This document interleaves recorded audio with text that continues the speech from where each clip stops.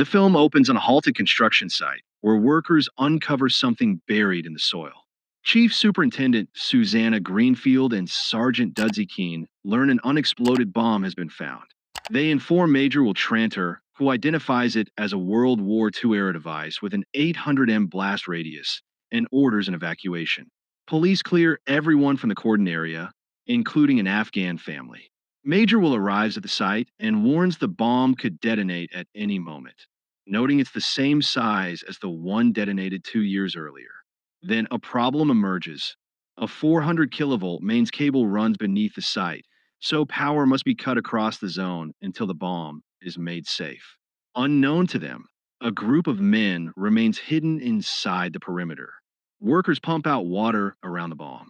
The hidden crew slips out in boiler suits, moves into storage units, grabs gear from Unit 79, rigs battery lights, and mounts a tiny CCTV at the entrance.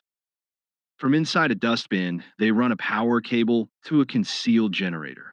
When the generator powers up, they begin cutting through the wall. On the other side sits a bank.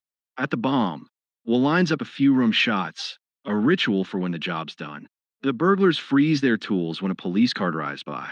Will approaches the fuse and finds the bomb has two fuses, one being a time fuse. He clips a microphone to it and they hear ticking. Everyone drops to cover. The device could go at any time over the next 48 hours. Will activates a magnetic clock stopper to halt the fuse and take shelter. The ticking stops. While the team prepares a mitigation wall for a planned controlled explosion, the robbers tunnel on and start cutting through steel. Corporal Martin spots a shiny patch on the bomb casing where rust should cover the shell. Will downplays it, saying the device must be well preserved since the time fuse was active. The thieves break into bank lockers and find cash and gold bars. The gold is too heavy to cart away. Martin shows the shiny spot to another soldier and reports it to Will. At that moment, the ticking resumes. Everyone scrambles for cover. Will suspects the clock stopper failed. He decides their last resort is to hand drill into the fuse and inject a clogging solution. They need a manual drill.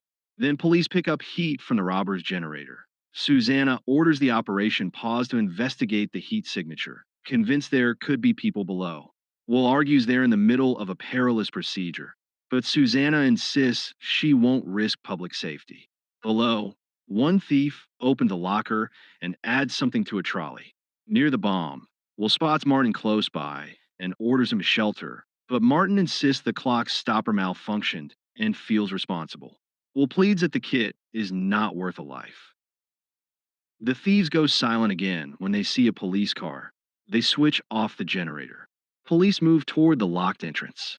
The robbers decide to flee. The generator's heat signature vanishes, but an officer spots a thief by the dustbin. The thief runs. Police can't pursue because the gate is locked, so they return for bolt cutters. The thieves load lighter jewelry and cash into boxes. With the police cordon breached, the army must take cover. The instant police cut the lock, the ticking stops and the bomb explodes, ripping through the surroundings. All soldiers survive. The thieves use the chaos to slip away. An officer chasing them is wounded. Two thieves run out, two head to the roof where drones wait, and two slip into a sewer. Susanna spots them and assumes they simply didn't hear warnings. The rooftop thieves load boxes onto drones and send them off. Police spot the drones overhead. A woman retrieves the packages. Then those men clear out but sprint when police cars arrive. The thieves lose the tail in an underground parking garage and drop into the same sewer. Commandos follow into the sewers. Two thieves stay hidden while the other two climb out to a waiting van but fail to answer radio calls. An officer inspects the storage unit and uncovers the bank raid, reporting it to control. The sewer thieves surface far away and radio their position to the van. They rendezvous. Carolus tells the others to move boxes to the back to hide loot from police. At a nearby checkpoint, they pass as a water company with fake paperwork. The police wave them through. Susanna spots the water company logo on the boiler suits and alerts units. The checkpoint officer reports the van, but the thieves have already scrubbed the logos and slip away. Susanna reaches the heist location and zeroes in on Unit 79, demanding the owner's names. Outside the cordon, an Afghan family pleads to be let through for a flight. Police discover their flat is Unit 79 and take them along. A colonel and a CFA general confront Will about why he didn't flag that the bomb looked unlike a World War II device. Will, known for avoiding superiors, replies his priority was making the 500 kilograms bomb safe. The thieves' van reaches the countryside and they change clothes. Two had pockets full of some loot. Susanna questions the Afghan family. The elder says his son Rahim handed over the keys after men presenting landlord paperwork demanded them. Rahim explains immigrants obey people with official papers. Susanna orders the cordon lifted. Elsewhere, it's revealed Corollas stole a package packed with uncut premium diamonds, about $30 million. One robber demands an equal split. Corollas steps outside to call. While on the phone, strangers burst in and subdue three robbers. One tries to bolt but gets caught. Corollas betrayed them. The attackers work for his cousin Ludo. The captured thieves are locked up. Ludo demands the diamond's true value and how Corollas knew about them. Corollas once worked for a man who sent him into conflict zones to smuggle stones into the bank. That man later tried to have him killed, so Corollas seeks revenge. Ludo wants a larger cut. During a fight, Ludo smashes a diamond and finds every stone is fake. He accuses Corollas of betrayal, beats him with a wrench, and hauls him to a workshop. He vows to deal with the other thieves later. Susanna delivers bomb chemical analysis to the colonel, who calls Will. The signatures don't match World War II munitions, they match Army explosives.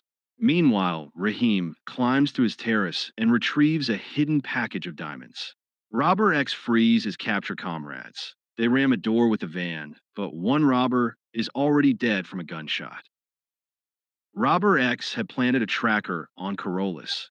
Locked in the car, Corollas tags someone and sends his live location.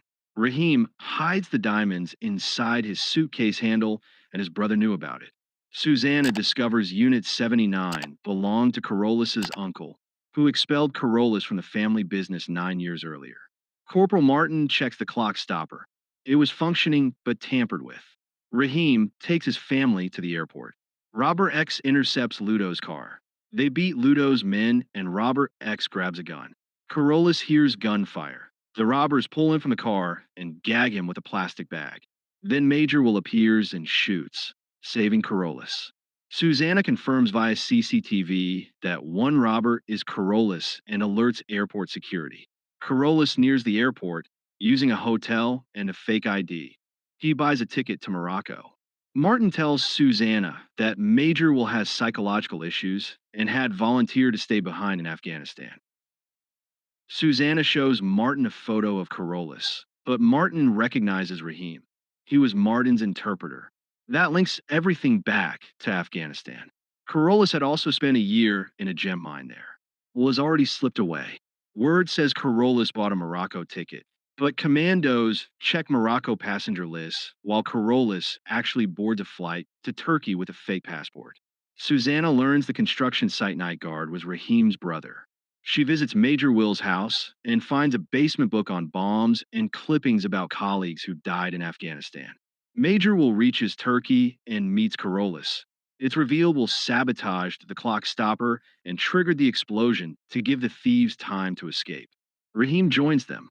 Together, they sell the diamonds for $1 billion and split the proceeds equally. The three go their separate ways into the city. 10 years earlier, Corollas had been double crossed by his employer and abducted by mercenaries while Rahim and Will were nearby. Will steps on a pressure plate amid IEDs and an explosion occurs. Terrorists open fire. That moment gives Corollas his chance. He meets Will, who promises mutual help. At Will's urging, Corollas disables an IED while Will hands his gun to Rahim for cover. Corollas cuts wires and saves them all, and the story ends.